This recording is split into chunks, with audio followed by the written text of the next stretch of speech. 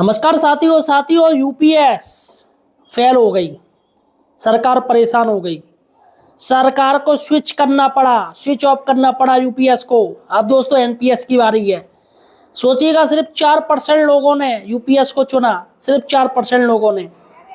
आखिर दोस्तों ये क्या ड्रामा है? सरकार मान क्यों नहीं लेती है कि उसको ओपीएस लागू करना पड़ेगा?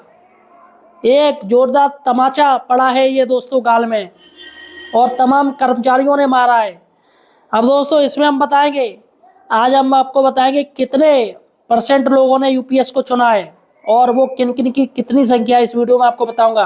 अतः साथियों, सही और सटीक जानकारी के लिए आप हमारे चैनल एम्प्लॉयड हेल्पर को सब्सक्राइब जरूर कीजिए। देखिए दोस्तों, सबसे पहले हम सुभाष चंद्र गर्ग का इंटरव्यू दिखाने जा रहे हैं, और इंटरव्यू देखिएगा किस तरीके से उन्होंने कहा है कि सरकार ने जिस तरीके से यूपीएस को स्विच किया है, अब बहुत ही जल्दी ओपीएस की बारी है और सरकार को देना पड़ेगा। सबसे पहले इनका इंटरव्यू देखिएगा वो क्या कह रहे हैं, उसके बाद मैं आपको बताऊंगा किस तरीके से किन किन लोगों ने यूपीएस को चुना है, वो कितनी संख्या है।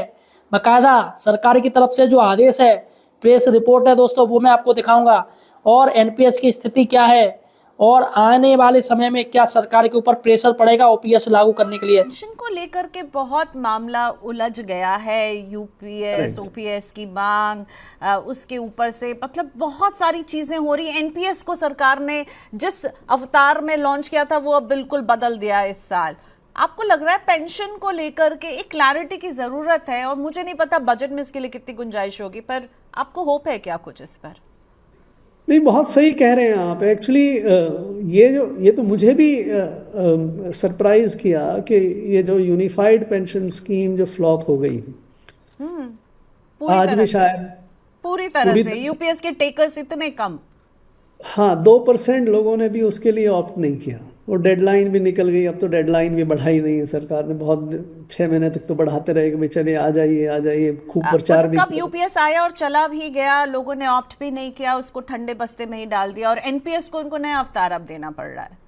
तो अब स्ट्रेटजी ऐसी नजर आ रही है कि भाई एनपीएस ही रहेगा, यूपीएस तो कोई लोग लेने वाले नहीं हैं, तो आप एनपीएस को ही अट्रैक्टिव बनाइए, विच इज़ अंडरस्टैंडेबल। क्योंकि जिस सोच के साथ एनपीएस बना था, उसका सोच ये था कि भाई केवल रिटायरमेंट सिक्योरिटी के लिए आप पैसा इकट्ठा करिए, और इतना उसको टाइट कर दीजिए कि लोग अपने सेवा के दौरान अगर घर बनाएं तो भी उसके लिए कुछ पैसा ना मिले, बच्चों की शादी करनी है उसके एजुकेशन के लिए, उसके लिए भी आप पैसे नहीं निकाल सकते। जबकि ये जो खर्चे हैं ये उतने ही वाजिब खर्चे हैं जितने कि अगर आप कभी अपने रिटायरमेंट के बाद के लिए पैसे बचाएं। तो ये लोग जो हैं वो इसको सरकार मेरे ख्याल से अब रियलाइज़ कर रही है। तो अब ये क्लैरिटी आनी चाहिए, यूपीएस को भी रखना चाहिए, यूपीएस को ख़त्म नहीं कर देना चाहिए।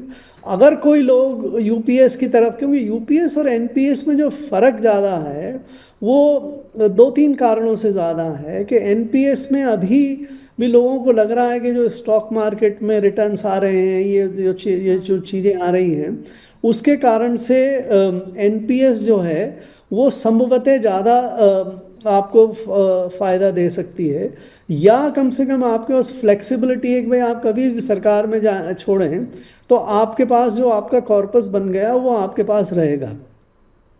यूपीएस में 50% तो मिल गया, लेकिन 50% के साथ डीए भी मिल गया। लेकिन एक जो बड़ी चीज़ जो लोग देखते हैं, जो पिछले 50 साल के एक्सपीरियंस के हिसाब से देखते हैं, कि भाई हर बार जब 10 साल के बाद पे कमीशन आता है तो जो अंडरलाइंग पेंशन जो है वो बहुत बढ़ जाती है। जैसे तनख्वाहें बढ़ती हैं उसी तरह से पेंशन भी बढ़ जाती हैं, लेकिन यूपीएस में वो गारंटी नहीं है। राइट। सबसे पहले देखिएगा साइड से एक लेटर चल रहा है। लेटर देखिएगा, 3 बार बढ़ाई गई समय सीमा के बावजूद केवल 4% कर्मचारियों ने यूपीएस को चुना। पीएफआरडीए द्वारा आरटीआई के तहत यूपीएस के आधिकारिक आंकड़े सामने आए हैं। तो यूनिफाइड पेंशन स्कीम यानी यूपीएस, तो ये आरटीआई मांगी गई है। आरटीआई में पूछा गया कितने परसेंट लोगों ने ये यूपीएस को चुना है, सिर्फ 4%, 96% कर्मचारियों ने इसे नकार दिया। देखिएगा, केंद्र सरकार के पीएफआरडीए से कल 27 जनवरी 2026 को यूपीएस से संबंधित आरटीआई आवेदन का उत्तर प्राप्त हुआ। तो इस उत्तर के अनुसार लगभग 26.5 लाख एनपीएस धारक केंद्रीय कर्मचारियों में से यूपीएस योजना में शामिल कर्मचारियों की संख्या केवल 1.2 लाख यानी 4% है। तो यहाँ पर एनपीएस जो अभी कटवा रहे हैं वो करीब 26.5 लाख हैं। 26.5 लाख कर्मचारी हैं वो एनपीएस कटवा रहे हैं। अगर आप एनपीएस कटवा रहे हो तो मुझे कमेंट सेक्शन में जो बताइएगा कि आप एनपीएस कटवा रहे हो। तो यहाँ पर 26.5 लाख लोग हैं और इसमें से सिर्फ 1.2 लाख यानी 1,20,000 लोगों ने यूपीएस को चुना है। तो ये जो योजना थी वो एनपीएस से यूपीएस भी आ सकते हैं। तो यहाँ पर सेवारत, नए नियुक्त और सेवानिवृत्ति कर्मचारी शामिल हैं। तो जिसमें जो नई नियुक्ति वाले हैं वो भी, और जो नौकरी कर रहे हैं वो भी, और जो रिटायरमेंट हो चुके हैं। तो देखिएगा, मैं आपको बता दूं 30 नवंबर 2025 यूपीएस चुनने की अंतिम तारीख थी और यूपीएस को तीसरी बार बढ़ाई गई समय सीमा मिली थी इस तारीख तक, और आज भी केवल 1.2 लाख कर्मचारियों ने ही यूपीएस चुना है। अब देखिएगा, अब मैं आपको बताऊं कितने कितने कर्मचारी गए हैं एनपीएस से यूपीएस में गए। सेवारत जो नौकरी में है वो 1,03,735 लोग, सिर्फ 1,03,735 लोग गए जो नौकरी में है, नौकरी कर रहे हैं। और जो नए नियुक्त कर्मचारी थे जिनको नई नौकरी मिली है वो सिर्फ 1,749 लोगों ने ही यूपीएस को चुना है। और जो रिटायरमेंट है, जो पेंशन ले रहे हैं या पेंशन वाली स्थिति में, तो सेवानिवृत्ति कर्मचारी हैं वो 70,463 ने यूपीएस को चुना। तो हो सकता है इनको एनपीएस में नुकसान हो रहा हो, इसलिए इन्होंने यूपीएस को चुना होगा। तो यहाँ पर विभागवार यूपीएस धारक मैं आपको बता दूं जो 1 लाख हैं करीब। विभाग के अनुसार मैं आपको बताऊं किस किस डिपार्टमेंट में कितने कितने लोग हैं। देखिएगा, सिविल विभाग, सिविल डिपार्टमेंट में 44,632 लोगों ने यूपीएस चुना। रेलवे ने जो डिपार्टमेंट है रेलवे, उसमें 36,190। पोस्ट ऑफिस में 27,120। डिफेंस वालों ने चुना है 14,594 और टेलीकॉम 384। इसके अलावा 1 जनवरी 2004 का नियुक्त और आज भी एनपीएस में केंद्रीय कर्मचारी 26,46,205। इसका मतलब दोस्तों मैं आपको बता दूं अभी भी एनपीएस जो लिए हुए हैं वो 26,46,205 लोग हैं।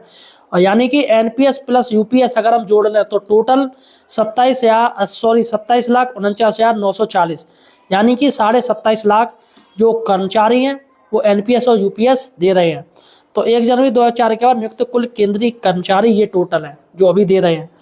इससे स्पष्ट होता है कि यूपीएस चुनने वाले कर्मचारियों का परसेंट सिर्फ 4% है, अर्थात 96% से अधिक कर्मचारियों ने यूपीएस को नकार दिया है, वो दूर हैं।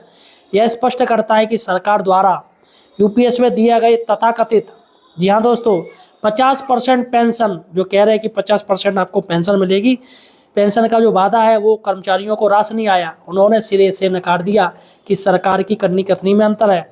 कर्मचारियों की नज़र यूपीएस योजना विश्वास योग्य नहीं है। भाई ट्रस्टी नहीं उस चीज़ पे, तो कैसे हम मान लें कि सरकार करेगी।